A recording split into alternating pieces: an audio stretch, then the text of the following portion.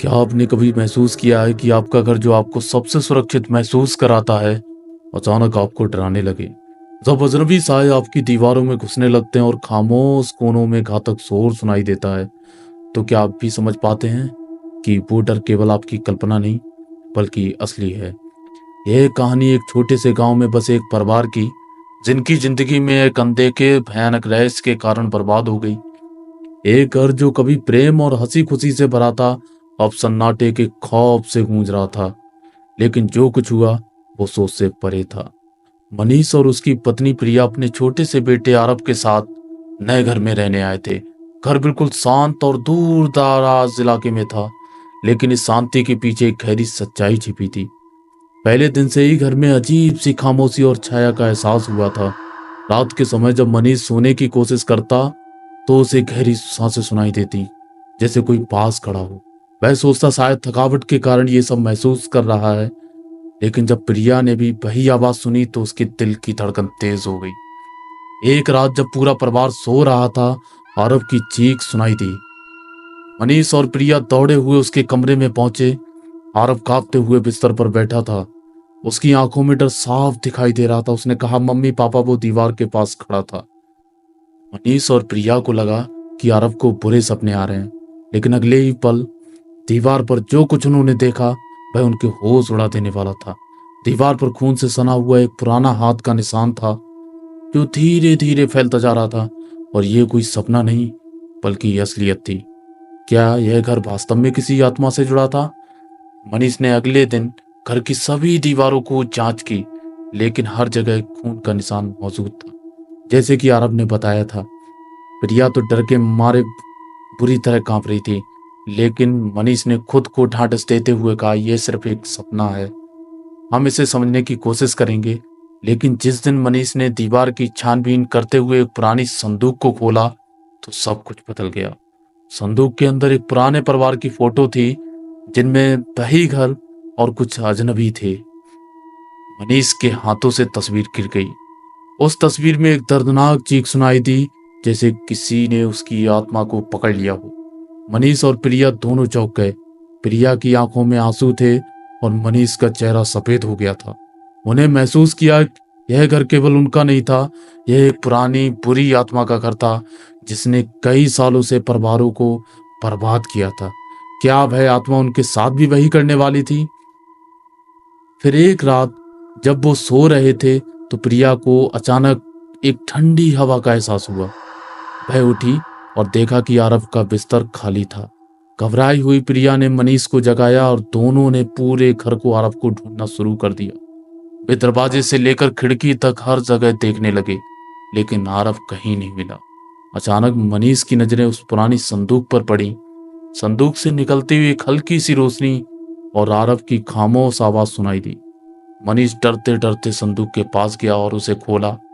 आरव वहां खड़ा था, लेकिन उसकी आंखों में एक अजीब सी चमक थी, जैसे वह किसी और दुनिया से हो। उसकी आवाज सुनकर प्रिया का दिल कांप उठा। मम्मी पापा, अब हम कभी नहीं जा पाएंगे। अचानक आरव के शरीर में बदलाव आने लगे। उसकी त्वचा सफेद हो गई और उसकी आवाज एक घनी डरावनी गूंज में बदलने लगी। प्रिया और मनीष के होश उड़ गए। क्या उनका बेटा अब उसी आत्मा का शिकार हो चुका था? या अब वह हमेशा के लिए उनकी जिंदगी से चला जाएगा? यह कहानी अब और भी खौफनाक मोड़ लेने वाली थी। आरव के साथ जो हुआ वह एक खौफनाक रहस्य का हिस्सा था। क्या यह घर एक काला तीर सांप से जुड़ा था? क्या उस संदूक में कुछ और भी रहस्य थे जो अब तक अनजाने थे? क्या मनीष और प्रिया ने बेटे को बचा पाएंगे, या फिर वही उसी आत्मा के अधीन हो जाएंगे? क्या उस घर का असली रहस्य अब सामने आएगा, या फिर वे कभी इससे छुटकारा नहीं पा सकेंगे? क्या आपने कभी सोचा है कि अगर आपके अपने बेटे के अंदर कोई बुरी आत्मा समा जाए, तो क्या आप उसे पहचान पाएंगे, या फिर वह आपकी आंखों के सामने किसी और में बदल जाएगा? जब तक आपको यह एहसास होगा, तब तक बहुत देर हो चुकी होगी। मनीष और प्रिया दोनों के दिलों में एक अजीब सा डर था। वे इस खौफनाक घर के उन हिस्सों को समझने में लगे थे, जिनसे अब तक वे अनजान थे। उनका प्यार, उनका बच्चा, सब कुछ अब एक अनहोनी में तब्दील हो चुका था।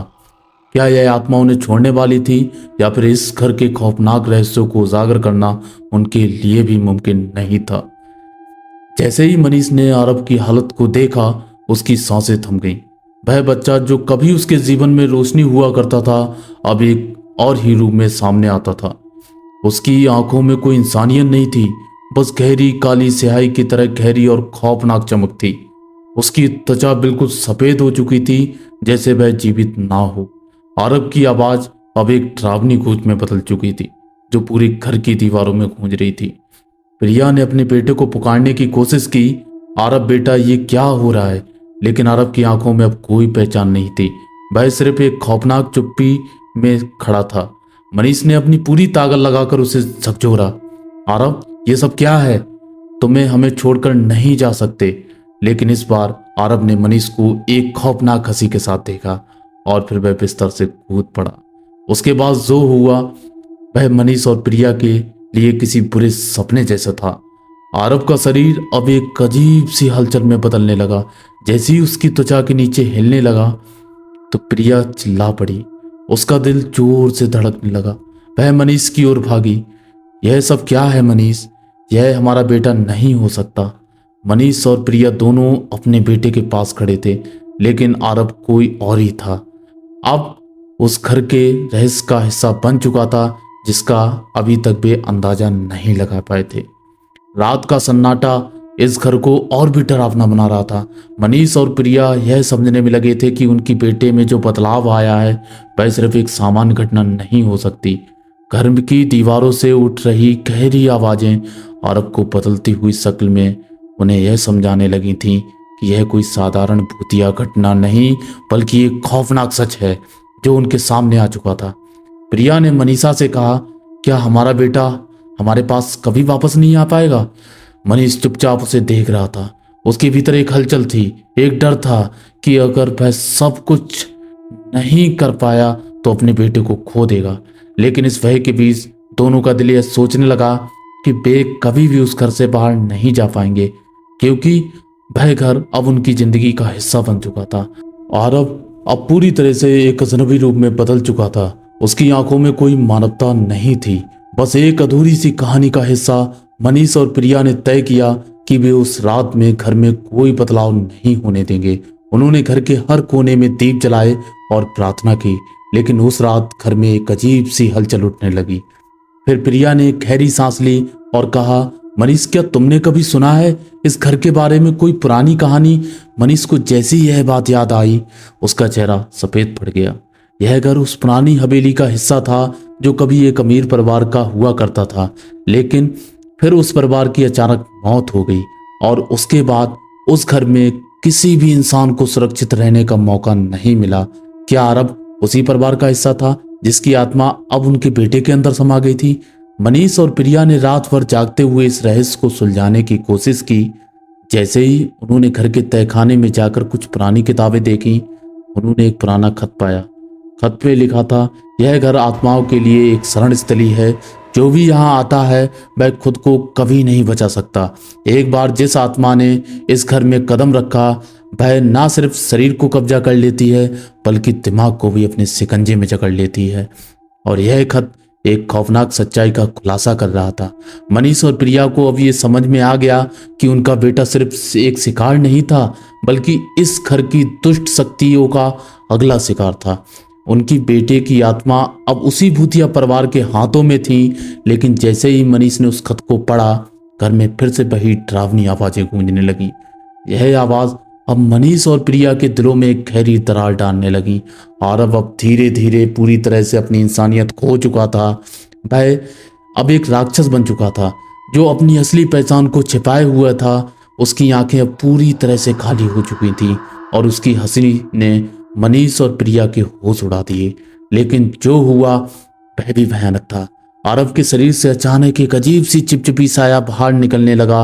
वह साया कुछ और नहीं बल्कि उस पुराने परिवार की आत्मा का हिस्सा था जिसने बरसों से इस घर पर कब्जा किया हुआ था। जब मनीष और प्रिया ने आरव को देखा तो उनका दिल टूट गया। यह बेटा अब उनका नहीं रहा। लेकिन क्या उन्होंने अपने बेटे को खो दिया था, या फिर अब भी वह किसी तरह से इस दुनिया से जुड़ा हुआ था? क्या आरव की आत्मा उसी राक्षस के चुंगल से बच पाएगी, और क्या मनीष और प्रिया उस खौफनाक आत्मा को हराने में सफल होंगे? इस सारे रहस्य का खुलासा अभी बाकी था। रात के सन्नाटे में घर के अंदर घना अंधेरा फैला हुआ था। मनीष और प्रिया के दिलों में एक अजीब सी घबराहट थी। अरब का चेहरा बिल्कुल बदल चुका था। उसकी आंखों में एक अजीब सी चमक थी, जैसे वह अब कोई और हो। उसके हल्के हल्के शब्द हवा में घुल रहे थे और जैसे ही वह बोला, कमरे का माहौल और भी डरावना हो गया। तुम मुझे पहचान नहीं पा रहे हो ना? अरब की आवाज अब बिल्कुल अजनबी हो चुकी थी। तुमने जो कुछ भी किया है उसका अब कोई मतलब नहीं है। यह घर अब हमसे जुड़ा हुआ है। तुम मेरे हिस्से हो। प्रिया ने कांपते हुए अरब को पुकारा। अरब, तुम कौन हो? तुम हमारे बेटे हो। हमें छोड़ दो, हम तुम्हारी मदद करेंगे। लेकिन अरब की आंखों में कोई तात्कालिकता नहीं थी। उसकी मुस्कान डरावनी हो गई थी और वह धीरे धीरे बोला, अब तुम्हारी मदद करने का कोई तरीका नहीं। तुम हमारे घर में हो और अब तुम बाहर नहीं जा सकते। मनीष और प्रिया के दिलों में एक डर की लहर दौड़ गई। वे समझ नहीं पा रहे थे ये हो क्या रहा था। घर में एक अजीब सी खामोशी थी, लेकिन फिर अचानक कमरे की लाइटें झपकने लगी। तुम सोचते हो कि तुम भाग सकते हो, लेकिन तुम नहीं जा पाओगे। यह घर तुम्हारा भाग्य तय करेगा। अरब की आवाज अब और भी ज्यादा खौफनाक लग रही थी। उसके शब्दों में एक अजीब सा भ्रम था, जैसे वह किसी और दुनिया से आ रहा हो। तभी अचानक कमरे के कोने से एक कटा फटा आकार बाहर आया। यह आकृति किसी इंसान के जैसे लग रही थी, लेकिन उसकी आंखें खाली और शून्य थीं। वह धीरे धीरे उनकी तरफ बढ़ने लगी। मनीष की आवाज कांपती हुई निकल रही थी, क्या क्या तुम सच में अरब हो? आकृति के मुंह से घबराई हुई हंसी सुनाई दी। तुम नहीं समझ पा रहे हो। अब अरब मेरा हिस्सा नहीं रहा, अब वह हमारा हिस्सा है। यह घर और हम एक हो गए हैं। तुम अब कभी बाहर नहीं जा सकोगे। प्रिया के हाथ में कांपती हुई घड़ी थी। घड़ी की टिक टिक टिक धीमी हो गई थी, जैसे समय भी डर से थम सा गया हो।